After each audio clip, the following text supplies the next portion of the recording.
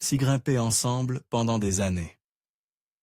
Mais leur tentative sur El Capitan s'est terminée avec la disparition mystérieuse des deux hommes de la région montagneuse.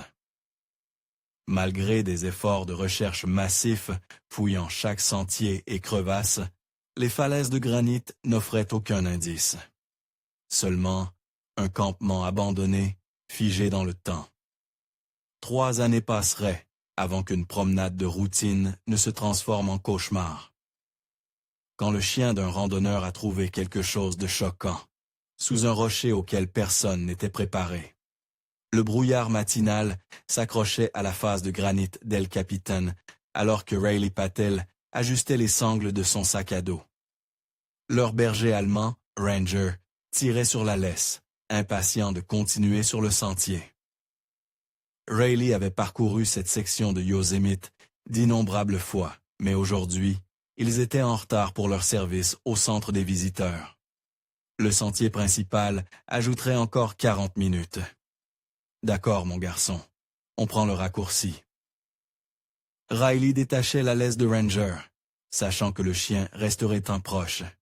Il quitterait en le chemin balisé, se dirigeant vers une pente raide, parsemée de rochers et d'éboulis. Les fortes pluies de l'hiver dernier avaient déclenché plusieurs glissements de terrain dans cette zone, mais les locaux savaient que c'était praticable si on était prudent. Ranger bondit devant, son pelage noir et feu disparaissant entre d'énormes blocs de granit. Le chien avait suivi une formation K9, mais avait échoué à la certification finale, trop amicale pour le travail de police, avait dit le dressé. Pourtant, son nez était exceptionnel. Un aboiement aigu résonna contre la paroi rocheuse, puis un autre plus insistant. « Ranger, viens !» Rayleigh escalada un tronc de pin tombé. Les aboiements continuaient, presque frénétiques maintenant. Rayleigh trouva le chien grattant un énorme rocher, fendu en deux comme un œuf cassé. La fissure faisait peut-être 60-100 cm de large en son centre, se rétrécissant vers l'obscurité en bas. Tout le corps de Ranger était rigide, la queue droite, la position qu'il avait été entraîné à prendre en détectant une odeur humaine. « Qu'est-ce qu'il y a, mon garçon ?» Rayleigh attrapa un bâton et commença à dégager les débris autour de la fissure.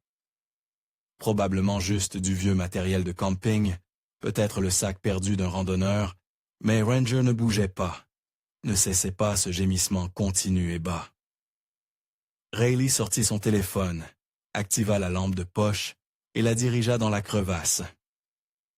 Le faisceau accrocha quelque chose de pâle, presque blanc, contre le granit sombre. Du tissu, non, de l'os, une cage thoracique humaine, partiellement couverte par une veste bleue délavée. Rayleigh recula en trébuchant le cœur battant. Ses mains tremblaient en composant le 911. 911, quelle est votre urgence? Je suis sur El Capitan, à environ 800 mètres du sentier Mirror Lake. Mon chien, nous avons trouvé des restes humains. À 500 km sud, à Fresno, Vera Wilder examinait des factures pour son entreprise de traiteur quand la sonnette retentit. Elle jeta un coup d'œil à l'horloge à peine 9 heures du matin, trop tôt pour les livraisons. À travers le Judas, elle vit le shérif Boy Tanner debout sur son porche, son visage buriné grave sous son chapeau à large bord. Son estomac se noie. Le shérif ne faisait pas de visite à la domicile, pour de bonnes et de nouvelles. Elle ouvrit la porte. « Boyd, bonjour Vera, puis j'entrai. » Elle s'écarta notant comment il enlevait son chapeau, comment ses doigts s'agitaient dessus sur le bord. Ils se connaissaient depuis le lycée. Il avait 2 ans de plus qu'elle et Benjamin. C'est à propos de Benjamin, n'est-ce pas? Les mots sortirent à plat, résignés. Après 3 ans, elle s'attendait à cette visite. D'une certaine façon, Boyd s'installa dans le fauteuil du salon, l'air mal à l'aise. « Nous avons trouvé des restes ce matin près d'El Capitan. » Le chien d'un randonneur les a découverts dans un champ de rochers. Vera s'effondra sur le canapé. « Est-ce que nous ne sommes pas certains, encore, mais il y avait du matériel d'escalade avec le corps. Les dossiers dentaires prendront un jour ou deux, mais il fit une pause, choisissant ses mots avec soin. L'équipement correspond à ce que Miles Reeves portait quand il a disparu. Miles, pas Benjamin. Vera ressentit un mélange confus de soulagement et de chagrin. Miles avait été le meilleur ami de Benjamin depuis l'université, son partenaire d'escalade constant. Ils avaient été inséparables, planifiant des aventures, travaillant des emplois saisonniers pour financer leur prochaine expédition. « Juste Miles ?» demanda-t-elle. « Pour l'instant, la zone est instable à cause des récents glissements de terrain.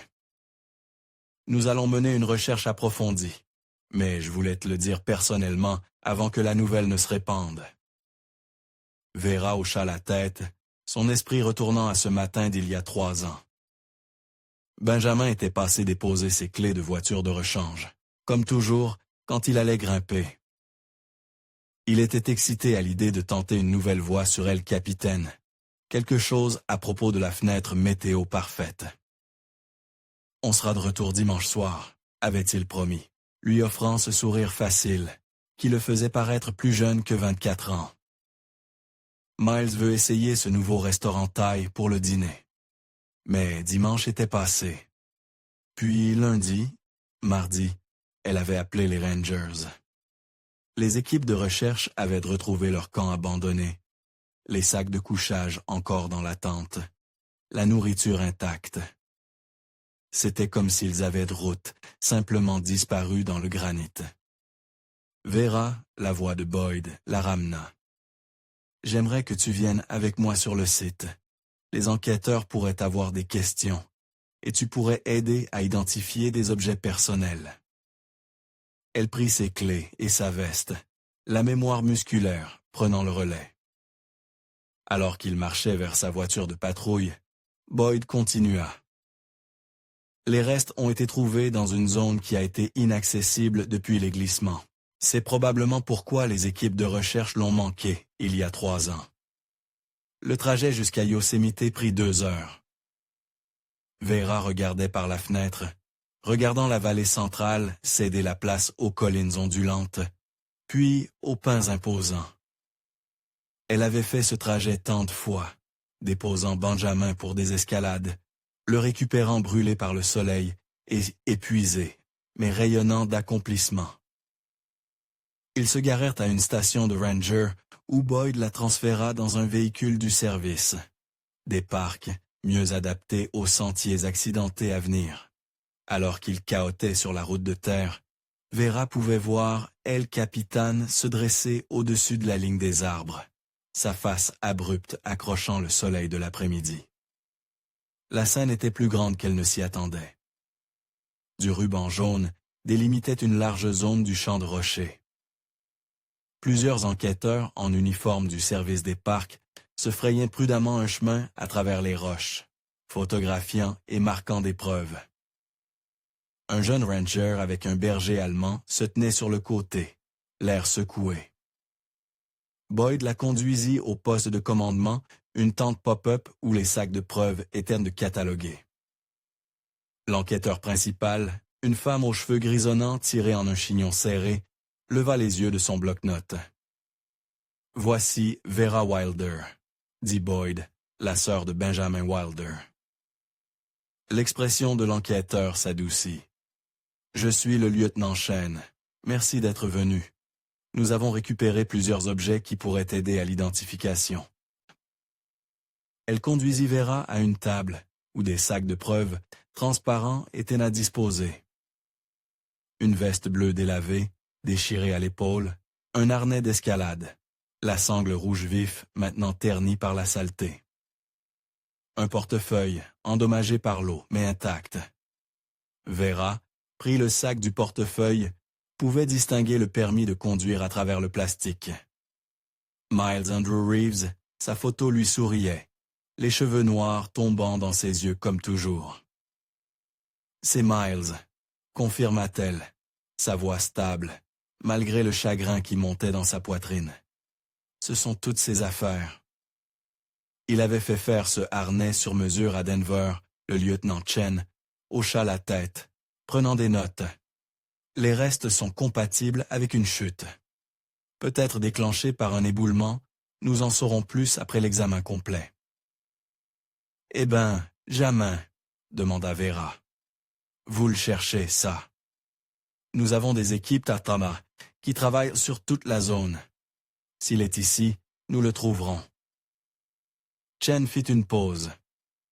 Je sais que c'est difficile et que vous avez traversé cela d'innombrables fois auparavant, mais y a-t-il quelque chose que vous pouvez nous dire sur leur plan ce jour-là? Des voies spécifiques qu'ils ont mentionnées. Vera ferma les yeux, essayant de se souvenir. Jamin tenait un journal d'escalade. Il est dans son appartement. Mon appartement maintenant.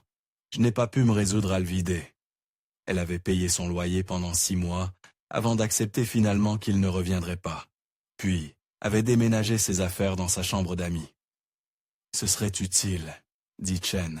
Toute information sur leur itinéraire prévu pourrait réduire notre recherche. Alors qu'elle parlait, Vera devint consciente de mouvements sur le sentier au-dessus d'elle. Un homme à cheval descendait, suivi de plusieurs bovins. Même de loin, elle pouvait voir qu'il était un homme plus âgé, assis droit en selle, avec la confiance facile de quelqu'un qui avait passé une vie à cheval. Le cavalier guida son cheval prudemment sur le sentier rocheux, le bétail suivant en ligne l'âge derrière lui. Alors qu'il s'approchait, Vera pouvait voir qu'il avait peut-être la cinquantaine, avec la peau burinée de quelqu'un qui travaillait dehors, et la carrure solide d'un homme qui était resté actif malgré ses années. Il portait un Stetson beige et une chemise de travail retroussée jusqu'au coude. Le shérif Tanner leva la main en salut. Après-midi, Vernon, toucha le bord de son chapeau et descendit de cheval avec une aisance pratique. Ses yeux balayèrent en temps la scène, prenant en compte les enquêteurs, l'attente de preuves et la zone délimitée. « Boyd, j'ai entendu les hélicoptères ce matin. » Sa voix était grave, teintée d'inquiétude. « Quelque chose de sérieux. »« J'en ai peur. Un randonneur a trouvé des restes humains. On dirait l'un de ces grimpeurs disparus d'il y a quelques années. » Le visage de Vernon se plissa d'une sympathie sincère. Il enleva son chapeau, révélant des cheveux striés d'argent. Les 2 jeunes hommes, je me souviens de la recherche, chose terrible. Boyd fit un geste vers Vera. Voici Vera Wilder. Son frère Benjamin était l'un d'eux. Vernon s'avance tendant une main calleuse. Vernon Hartley. Je possède le range qui borde cette section du parc. Je suis vraiment désolé pour ce que vous traversez, mademoiselle Wilder. Sa poignée de main était ferme, ses yeux gris directs. De près, Vera pouvait voir l'allure militaire dans sa posture, la façon dont il se tenait avec son poids uniformément réparti. « Merci », réussit-elle à dire. Vernon se tourna vers Boyd. « C'est la même zone que nous avons fouillée il y a 3 ans ?»« À peu près. Les glissements de terrain ont considérablement changé le terrain. » Cet hiver était brutal, acquiesça Vernon. Il regarda les enquêteurs travaillant parmi les rochers. Mes ouvriers agricoles déplacent régulièrement du bétail à travers ces sentiers, connaissent chaque sentier de serre et source d'eau sur des kilomètres. Si vous avez besoin d'un dieu supplémentaire pour la recherche, ils sont à votre disposition. Le lieu de Nanshen s'était approché pendant la conversation. Nous apprécierions cela, Monsieur Hartley. Les connaissances locales seraient précieuses. Vernon hocha la tête. J'ai 6 hommes qui travaillent là pour moi en ce moment, tous expérimentés dans ce terrain. Ils peuvent te couvrir du terrain que vos équipes ne pourraient être manquées. Il fit une pause, jetant un coup d'œil à Vera. Votre frère, Benjamin, c'est ça. C'était le jeune homme blond? Oui, dit Vera surprise par la description spécifique. Je me souviens d'avoir vu les affiches de recherche. Un homme d'apparence distinctive, très en forme, type plein air, c'est lui. L'expression de Vernon devint pensive. Quel âge avait-il? 23, 24 ans. 24 ans quand il a disparu. Une famille à la maison, femme, enfants. Parfois, les jeunes hommes de cet âge, ils sont submergés par les responsabilités. La question semblait étrange à Vera, mais elle répondit quand même. Non, rien de tout ça. Benjamin vivait pour l'escalade. Il était célibataire, pas d'enfant. Donc, aucune raison de simplement s'éloigner de sa vie, médita Vernon. Cela exclut la disparition volontaire, je suppose. Boyd changea de position. Nous avons enquêté sur cet angle minutieusement il y a 3 ans. Ces garçons étaient sous des grimpeurs expérimentés, mais pas imprudents. Quelque chose a mal tourné ici. Vernon remet son chapeau sur sa tête. Eh bien, je ferai garder les yeux ouverts à mes hommes. Nous faisons passer du bétail par la haute montagne toute la saison. S'il y a quelque chose à trouver, nous le repérerons. Il regarda directement Vera. D'où votre frère était-il originaire? Parfois, connaître le passé d'une personne aide à comprendre ses choix de terrain. Nous avons grandi à Fresno, mais Benjamin passait chaque moment libre dans les montagnes. Famille sportive, vous grimpez aussi? Non, c'était la passion de Benjamin. Je préférais mes pieds sur la terre ferme. Vernon sourit. L'expression réchauffant s'est très burinée. Femme intelligente, ces montagnes sont belles, mais elles ne pardonnent pas les erreurs. Il rassembla les rênes de son cheval. Je ferais mieux de déplacer ce bétail avant qu'il ne se disperse. Boyd, vous avez mon numéro. Appelez si vous avez besoin de ces chercheurs supplémentaires. J'apprécie Vernon. Vernon monta à cheval avec la même grâce facile qu'il avait montrée en descendant. Mademoiselle Wilder, j'espère que vous trouverez votre frère. Personne ne devrait avoir à se demander ce qui est arrivé à sa famille. Il toucha à nouveau le bord de son chapeau et claqua de la langue. Le cheval avance à le bétail suivant. Vera le regarda naviguer sur le sentier étroit, notant comment il guidait les animaux loin de la zone d'enquête sans qu'on le lui demande. « Bonhomme Vernon Hartley », dit Boyd, une fois qu'il fut hors de portée de voix. « Dirige le plus grand range du comté, 3000 acres, borde le parc sur des kilomètres. » Le lieutenant Chen prit une note utile d'avoir un soutien local. Vernon est ici depuis 40 ans. Connaît cette terre mieux que la plupart des Rangers. Ancien militaire aussi, corps des ingénieurs de l'armée. Si quelqu'un peut aider à trouver votre frère, c'est lui. Ils passèrent encore 1 heure sur les lieux. Vera regarda les enquêteurs travailler, répondit aux questions sur l'expérience d'escalade de Benjamin et Miles, leurs préférences en matière d'équipement, leur schéma habituel. Le soleil commençait à se coucher derrière El Capitan quand Boyd suggéra qu'il rentre. Le trajet de retour fut silencieux. Vera regardait le paysage qui s'assombrissait, pensant aux parents de Miles dans l'Oregon. Ils devraient être informés. Après 3 ans sans savoir, au moins ils auraient une conclusion. « Essayez de vous reposer », dit Boyd en se garant dans son allée. « Nous appellerons dès que nous en saurons plus. » Et Vera, ce journal d'escalade que vous avez mentionné, pourrait être utile. Elle a hoché la tête. « Je le chercherai ce soir. » Vera dormit à peine cette nuit-là. Chaque fois qu'elle fermait les yeux, elle voyait le permis de conduire délavé de Miles, la tente vide de Benjamin.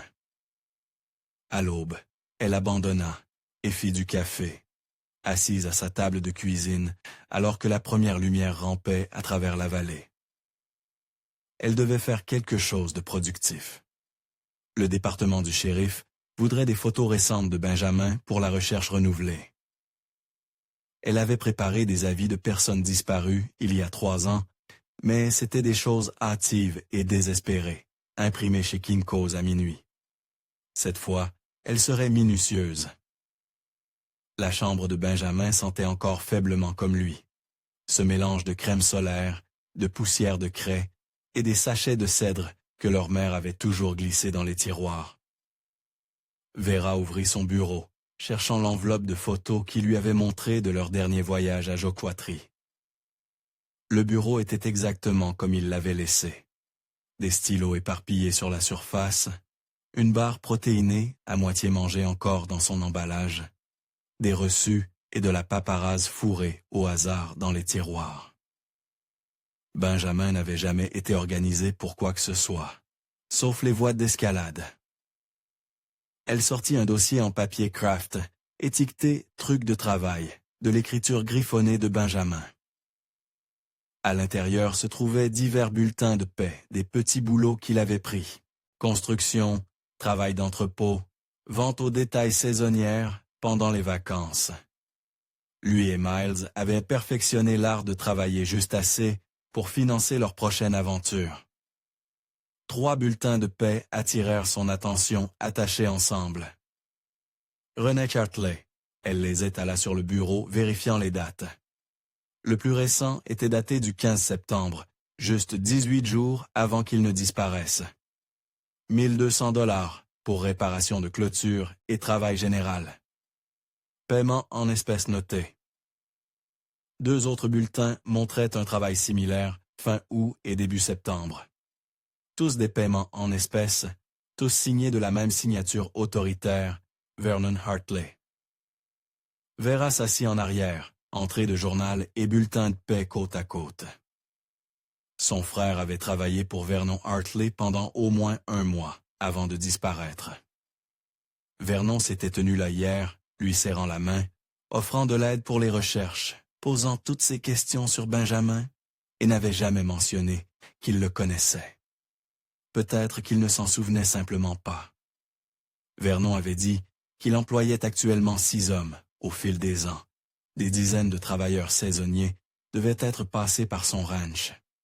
De jeunes grimpeurs d'il y a 3 ans pourraient ne pas ressortir. Mais il s'était souvenu que Benjamin était blond. S'était souvenu qu'il était en forme de type plein air. Elle trouva les photos qu'elle cherchait et plusieurs autres boîtes. Benjamin souriant au sommet de Half Dome. Benjamin et Miles à leur campement, les lampes frontales créant des allos dans le crépuscule. Une vidéo sur l'ancien téléphone de Benjamin les montrait pratiquant des mouvements sur un rocher, Miles narrant avec un sérieux fin. Ici, nous voyons le rare Benjamin Wilder dans son habitat naturel. Sur chaque image, ils avaient un clair vivement vivant, incroyablement jeune. Vera sélectionna les plus clairs et se rendit à l'imprimerie, puis se dirigea vers Yosemite Village. Le magasin d'escalade était occupé par des guerriers du week-end, s'équipant pour des excursions d'une journée. Le propriétaire, Derek, l'a reconnu immédiatement. Il avait fait partie de l'effort de recherche original. Vera, j'ai entendu parler de la découverte. Je suis vraiment désolé. Merci, il cherche toujours Benjamin.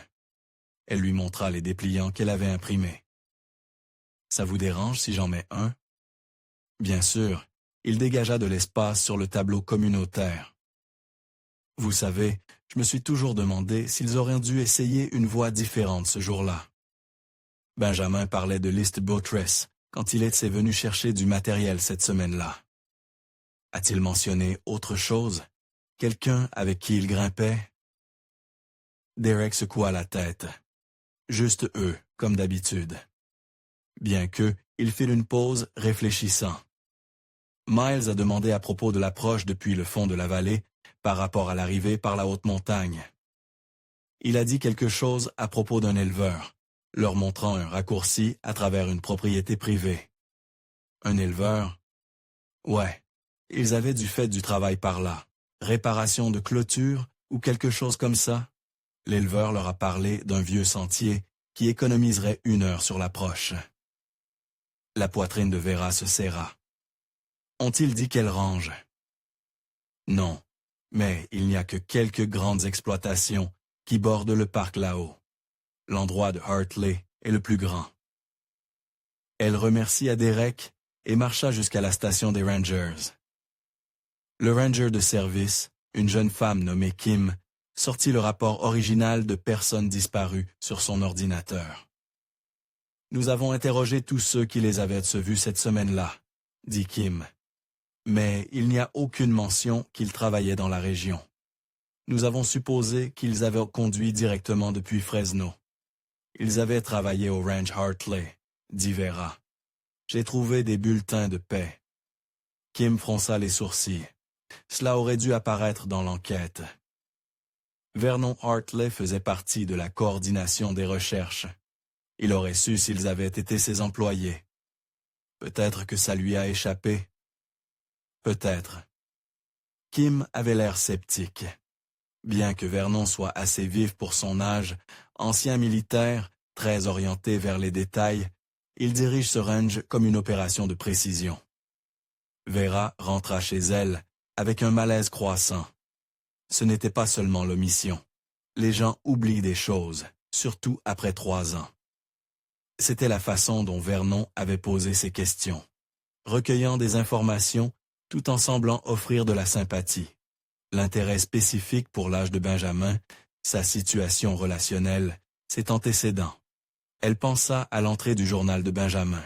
Vernon semble être un patron décent, temps présent. Son frère s'était fait une opinion sur Vernon Hartley. Avait travaillé pour lui plusieurs fois, avait suivi ses conseils sur les sentiers.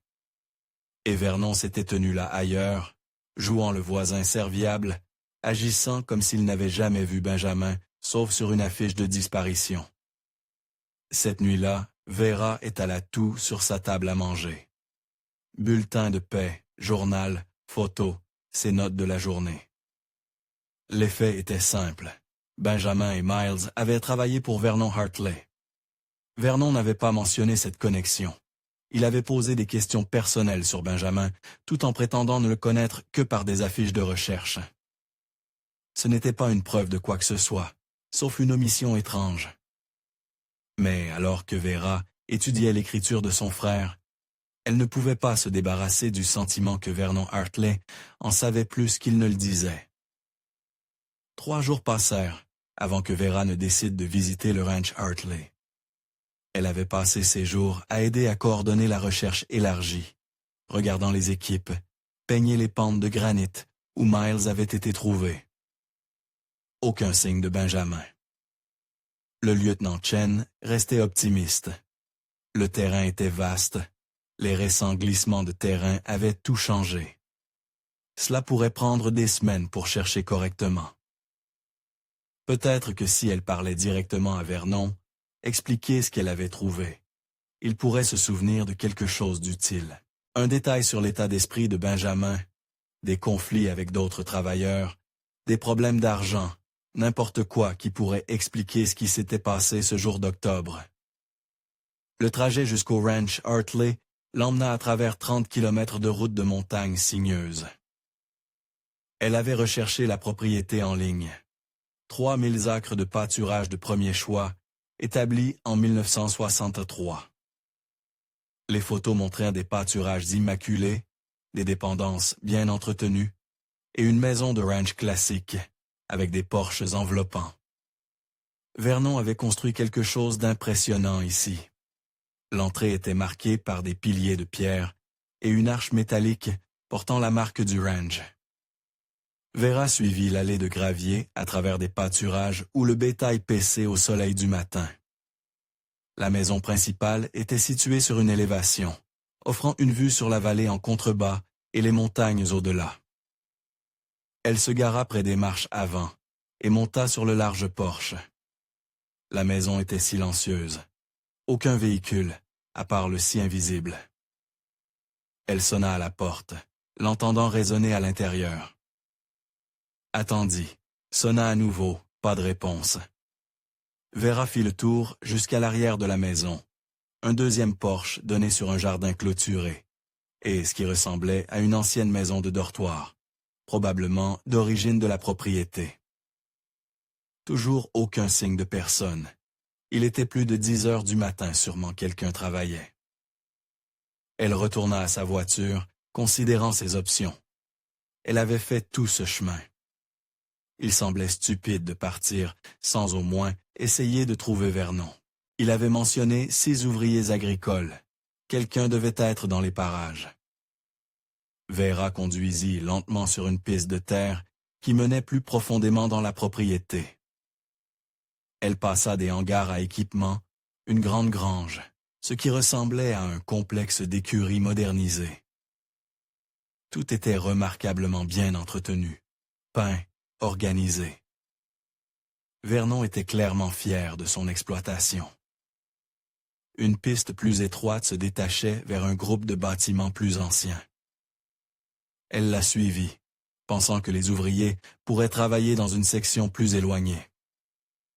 La route courba à travers un bosquet de pins et s'ouvrit dans une clairière. C'est alors qu'elle vit le camion de Vernon, un Ford F-350 bleu foncé, qu'elle reconnut du site d'enquête. Il était garé à côté d'une structure basse en béton, construite dans une colline. Le bâtiment avait l'air vieux, peut-être des années 1950 ou 60, avec des murs épais et une lourde porte métallique. Une sorte d'installation de stockage, bien que plus substantielle qu'une cave à légumes typique. Des traces de pneus fraîches marquaient en la terre autour du camion. Quelqu'un avait été ici récemment, probablement ce matin, d'après les bornettes des marques de bande de roulement. Vera se gara à une distance respectueuse et sortit. « Monsieur Hartley », appela-t-elle, « c'est Vera Wilder. » Pas de réponse. Elle marcha plus près, notant les détails. La structure avait des tuyaux de ventilation qui sortaient de la colline au-dessus. Inhabituel pour un simple stockage. La porte était plus récente que le bâtiment de qualité industrielle, avec plusieurs serrures. Une caméra de sécurité était montée sur un poteau à proximité, sa lumière rouge clignotant régulièrement. « Bonjour », appela-t-elle à nouveau. « Y a-t-il quelqu'un » Le ranch était grand. Vernon pouvait être n'importe où, mais son camion était ici, et ses traces de pneus étaient de fraîches. Elle fit le tour de la structure, essayant de déterminer son but. Le béton était épais, vieilli mais solide. De petites fenêtres placées haut dans les murs avaient été recouvertes de plaques métalliques. Cela lui rappelait les bunkers militaires qu'elle avait vus dans des documentaires. Un son la fille s'arrêtait. Elle ne pouvait pas l'identifier, trop étouffée par les murs épais. Peut-être des machines fonctionnant à l'intérieur, un générateur verra vérifier son téléphone. Pas de signal ici, ce qui n'était pas surprenant dans les montagnes. Elle attendrait encore quelques minutes, verrait si Vernon émergeait. C'était gênant de fouiner dans sa propriété, même s'il avait offert d'aider à la recherche. Elle retourna à sa voiture et s'appuya contre elle, étudiant l'étrange bâtiment. Pourquoi un ranch de bétail aurait-il besoin d'une structure aussi fortifiée? Peut-être que c'était des jours antérieurs de la propriété, construits pour un but qu'elle ne pouvait pas deviner. Ces vieux ranges avaient souvent des histoires intéressantes. Le son revint légèrement plus fort, définitivement de l'intérieur de la structure. Vera se redressa curieuse maintenant. Cela ressemblait presque à... Mais non, elle était imaginative. Trop de nuits blanches, trop de stress. Elle était venue ici pour demander à Vernon à propos de Benjamin, pas pour fouiner dans sa propriété en inventant des mystères. Vera retourna vers la structure, attirée par quelque chose qu'elle ne pouvait pas tout à fait nommer. Le son revint, plus clair cette fois. Une voix, le ton grave, distinctif de Vernon, bien qu'elle ne puisse pas distinguer les mots à travers le béton. Elle s'approcha, prenant soin de rester silencieuse sur le gravier. Près de la lourde porte, elle remarqua une petite grille de ventilation au niveau du sol. La voix venait de là. Vera s'agenouilla à côté, s'efforçant d'entendre, Teddy de résister. La voix de Vernon ferme, mais pas en colère. Presque patiente, comme quelqu'un traitant avec un animal difficile. 3 ans, et tu n'as toujours pas appris. Un son qui fit courir le sang de Vera froide. Des chaînes. Le cliquetis indubitable de maillons métalliques contre le béton. S'il vous plaît. Une voix différente, masculine, faible et Rock. Je ne peux pas, je ne peux plus. Tu dois accepter que c'est ta vie maintenant. Vernon à nouveau, pragmatique. Se battre ne fait que rendre les choses plus difficiles pour toi. La personne enchaînée, parce que c'était ce qu'elle était, quelqu'un enchaîné dans ce bunker, commença à sangloter. Des sons profonds et désespérés, qui parlaient d'un désespoir prolongé. Arrête ça. Le ton de Vernon se durcit. Prends tes médicaments ou pas de nourriture encore. Tu connais les règles? Je vais le prendre, je vais le prendre. Les sanglots se calmèrent en gémissements. Juste, s'il vous plaît. Ne me laissez pas ici encore. Cela dépend entièrement de toi. Des pas à l'intérieur se rapprochant de la porte. Vera reculant en titubant, le cœur battant. Elle courut à moitié, trébucha à moitié jusqu'à sa voiture, cherchant ses clés. La lourde porte resta fermée, alors qu'elle démarrait le moteur et s'éloignait, essayant de ne pas accélérer, essayant d'avoir l'air normal, malgré le tremblement de ses mains. Elle s'arrêta à 1 kilomètre de l'entrée du ranch, les mains tremblantes alors qu'elle trouvait la carte du shérif Tanner, et composait son numéro direct. Il répondit à la 3e sonnerie. « Boyd, c'est Vera, je suis haut. J'étais juste au ranch Hartley. Vernon a quelqu'un enfermé dans un bâtiment. Je l'ai entendu, j'ai entendu des chaînes. Ralentis, Vera, où es-tu maintenant? » Elle lui donna sa position, puis explique à ce qu'elle avait entendu. La structure en béton, le camion de Vernon, les voix à travers la grille de ventilation. Boyd écouta, sans interrompre jusqu'à ce qu'elle finisse. Tu dis que tu as entendu Vernon parler à quelqu'un dans un bâtiment de stockage. Pas de stockage, c'est comme un bunker. Et la personne est enchaînée, Boyd. J'ai entendu les chaînes, il suppliait. Vera, sa voix prit un ton prudent qu'elle reconnut, celui que la police utilisait avec des témoins hystériques. Tu as été sous un stress incroyable. Trouver Miles, la recherche renouvelée. Je sais ce que j'ai entendu. Je ne dis pas que tu n'as pas entendu quelque chose. Mais Vernon Hartley est un membre respecté de cette communauté. Il a donné des centaines de milliers aux causes locales. Bon sang, il a financé le nouvel équipement de recherche et sauvetage l'année dernière. Ça ne veut pas dire, ce que tu décris, ça pourrait être n'importe quoi. Vernon a un frère aîné atteint de démence dont il s'occupe. Parfois, les patients atteints de démence doivent être retenus pour leur propre sécurité. Ou ça pourrait être un ouvrier agricole dormant après une cuite. Vernon est connu pour aider les gars à se désintoxiquer plutôt que de les renvoyer. Une pause. Sans voir une personne réelle détenue contre sa volonté, je n'ai pas de cause probable pour fouiller une propriété privée. Vernon a des droits du 4e amendement comme tout le monde. Alors, tu ne vas rien faire? Je vais faire des enquêtes, discrètes. Mais Vera, tu dois faire attention à porter des accusations. Vernon a beaucoup d'amis dans ce comté, y compris le procureur du district. Sans preuve concrète, l'implication était claire. Sa parole contre celle de Vernon Hartley n'irait nulle part. « Je comprends », dit-elle doucement. « Rentre chez toi, repose-toi. Concentre-toi sur la recherche de Benjamin. Je promets que je vais examiner cela, mais ça doit être fait correctement. » Après que Boyd eut raccroché, Vera resta assise dans sa voiture à regarder l'entrée du ranch dans son rétroviseur. Personne ne suivit. Vernon ne l'avait probablement même pas vu là-bas. Elle rentra chez elle, les mots de Boyd résonnant, sans preuve concrète. Cause probable. La position de Vernon dans la communauté comme une armure contre les soupçons. Mais elle savait ce qu'elle avait entendu. Cette nuit-là, Vera prit une décision. Elle trouva le vieil équipement de camping de Benjamin dans le garage, y compris une caméra de sentier qu'il utilisait pour photographier la faune. La caméra était activée par le mouvement capable d'infrarouge, conçu pour être attaché à un arbre et laissé pendant des jours. Si Boyd avait besoin de preuves, elle en obtiendrait. Elle attendit jusqu'à 2 heures du matin, s'habilla en vêtements sombres et retourna vers le ranch Hartley. La lune était nouvelle, l'obscurité presque complète. Bon pour rester cachée, plus difficile pour naviguer. Elle avait appris la disposition du ranch plus tôt dans la journée.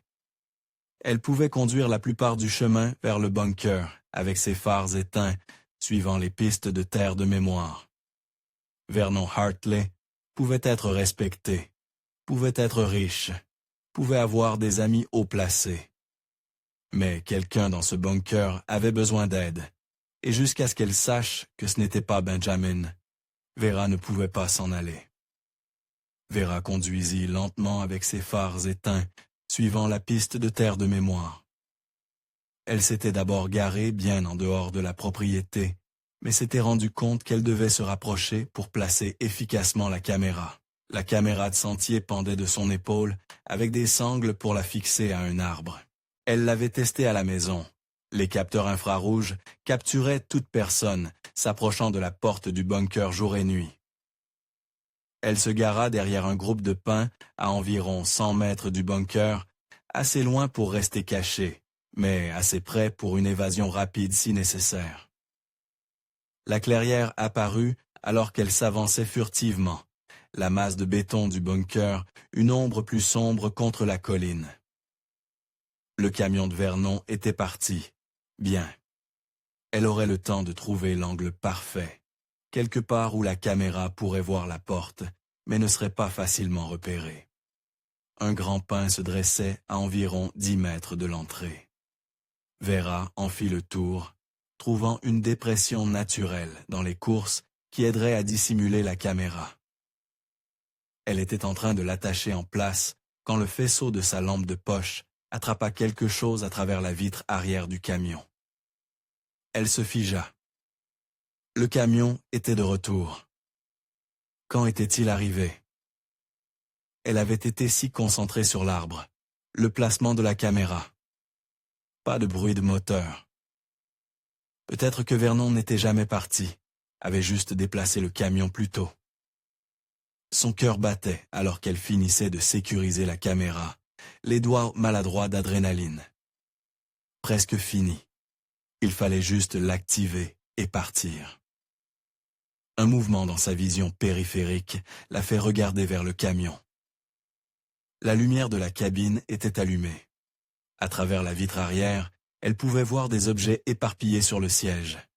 Des magazines. Même d'ici, elle pouvait distinguer les couvertures. Des magazines de fitness, mettant en vedette des hommes torse nus. Le genre que son père conservateur aurait appelé, ces magazines de muscles gais, sa voix dégoulinante de désapprobation. Sur le tableau de bord, une petite bouteille attrapa la lumière de la rue. Elle reconnut la forme des poppers. Amy de l'université lui en avait montré une fois à une fête, lui expliquant à quoi ils servaient.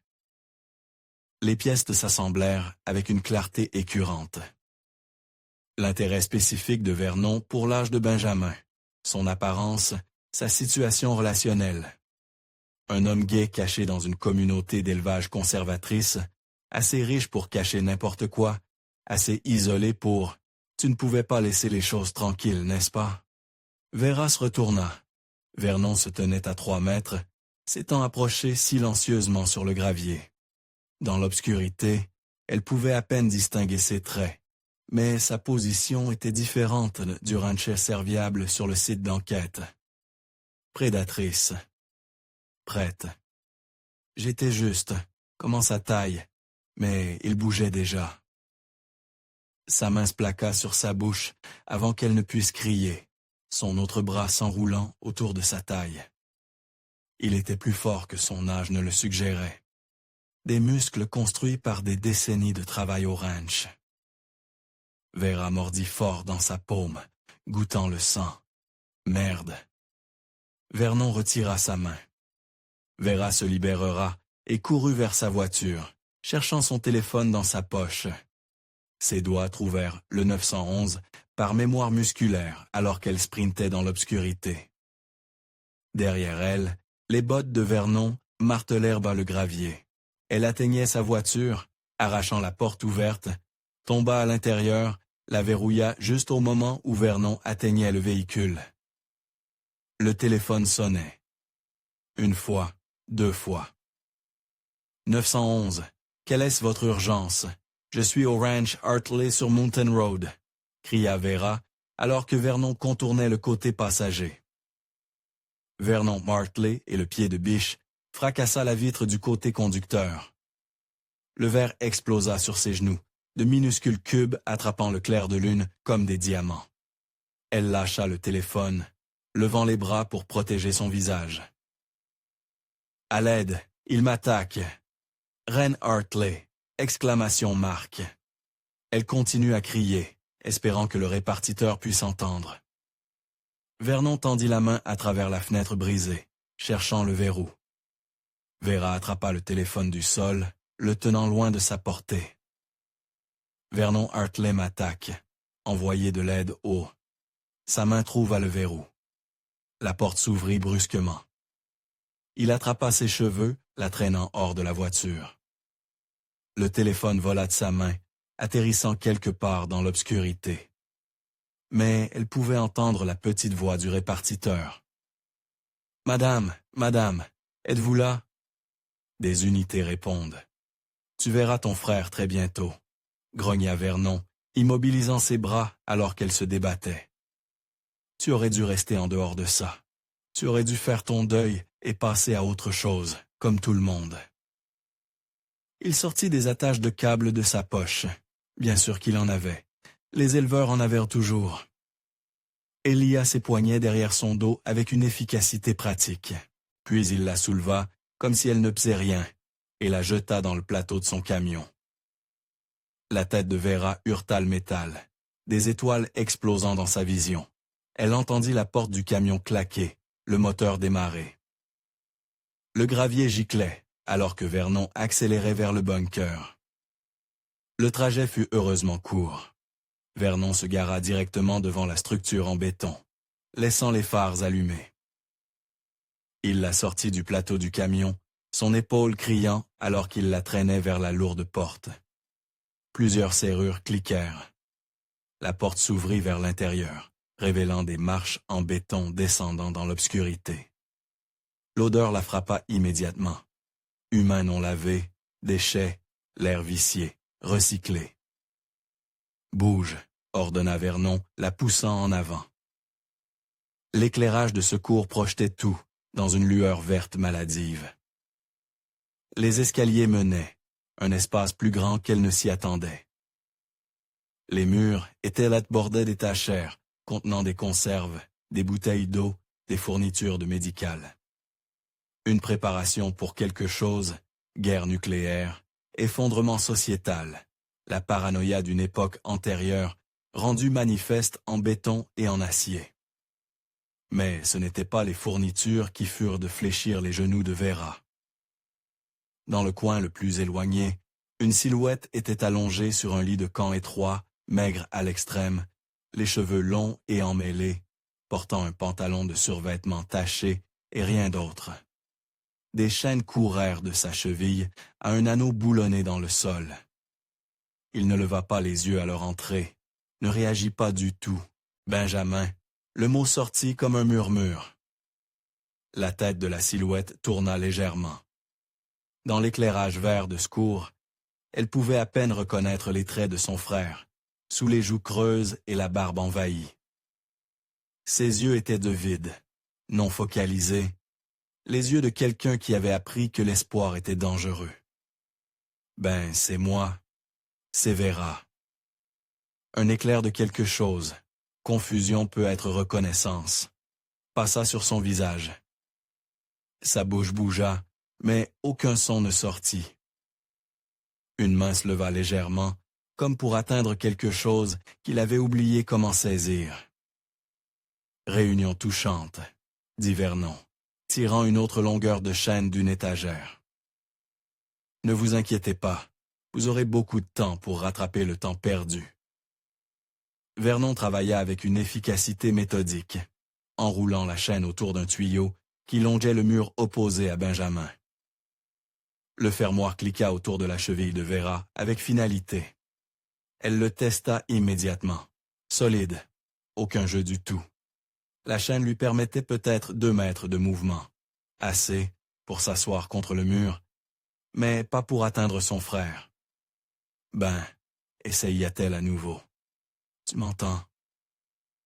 Les yeux de son frère se dirigèrent vers son visage, mais le vide restait.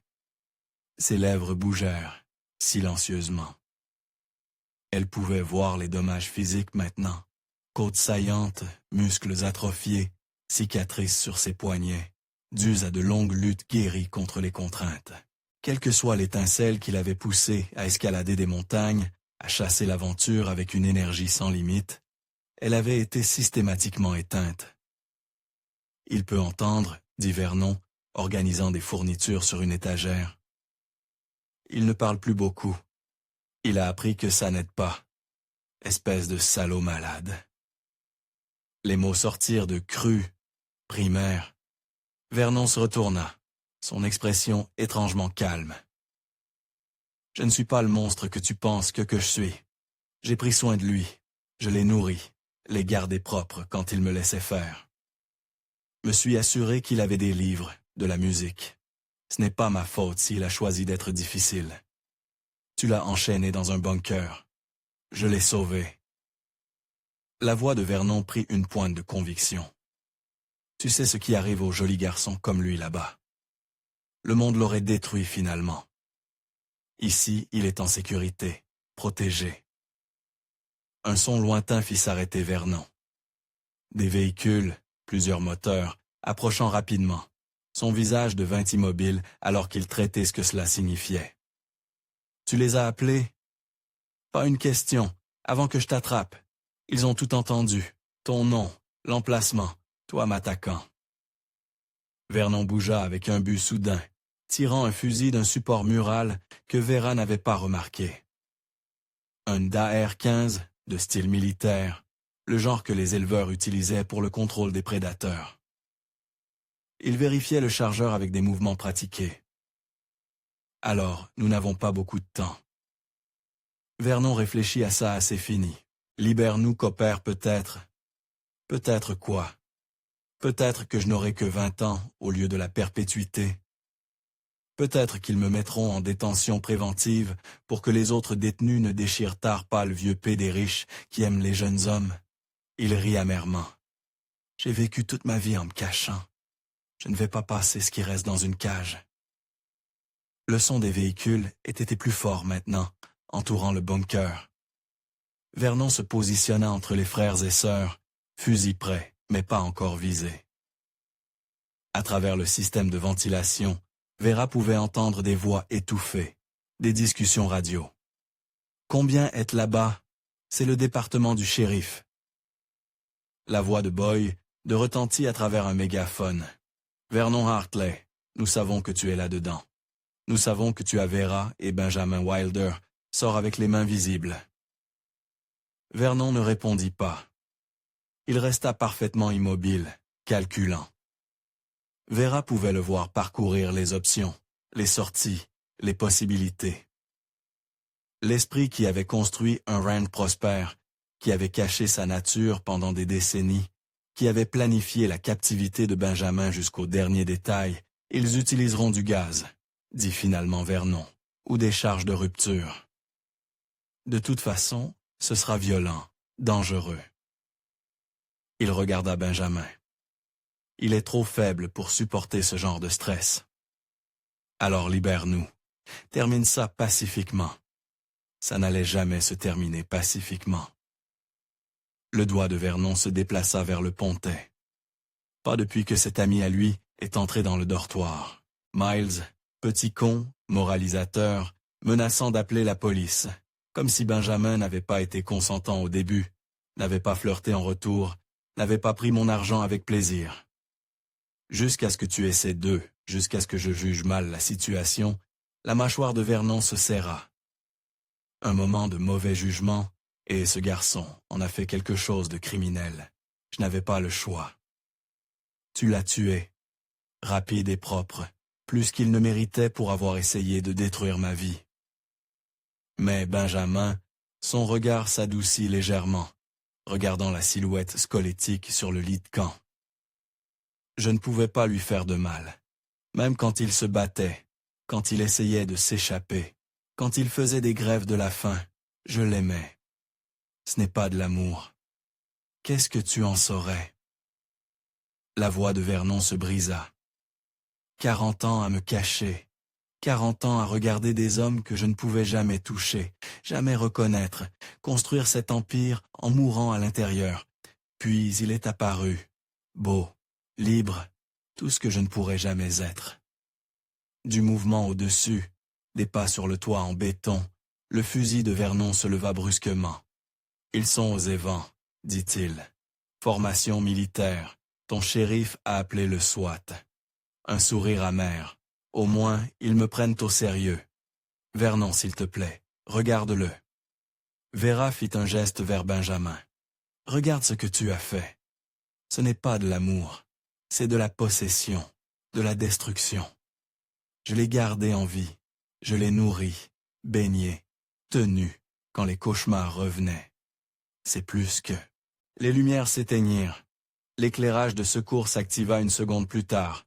Mais dans ce moment d'obscurité, Vera entendit le pop distinctif des charges de rupture. « Passe à la porte au-dessus, le conduit de ventilation. » Non, Vernon balança le fusil vers le haut. La grenade flashbang tomba à travers les vents, comme une étoile filante. Vera eut une seconde pour fermer les yeux et se couvrir les oreilles avant que le monde n'explose en lumière blanche et en son dévastateur. Même préparer la commotion la frappa comme un coup physique. Vernon tira aveuglément vers le haut, le rapport du fusil ajoutant au chaos. Les douilles en laiton sonnèrent au contre le béton. Puis, des corps se déversaient par la brèche. Équipement tactique noir, armes levées, se déplaçant avec une précision entraînée. Lâchez l'arme. Lâchez-la maintenant. Vernon balança le fusil vers eux. Plusieurs officiers tirèrent simultanément. Pas des balles, réalisa Vera, mais des tasers. Vernon convulsa et s'effondra, le fusil claquant sur le sol. Dégagez, nous avons 3 civils, de sous contrainte. Des médecins se précipitèrent dos derrière l'équipe tactique. Quelqu'un coupait sa chaîne avec des coupes-boulons. Lui parlait, mais Vera ne pouvait se concentrer sur rien d'autre que les médecins entourant Benjamin. Ils bougèrent avec une efficacité urgente, vérifiant les signes vitaux, démarrant des perfusions, le préparant pour le transport. « Madame » Vera question Marc, une main douce sur son épaule. Le lieutenant chaîne. « Vous êtes en sécurité maintenant. Êtes-vous blessé? » « Je vais bien, Benjamin, mon frère.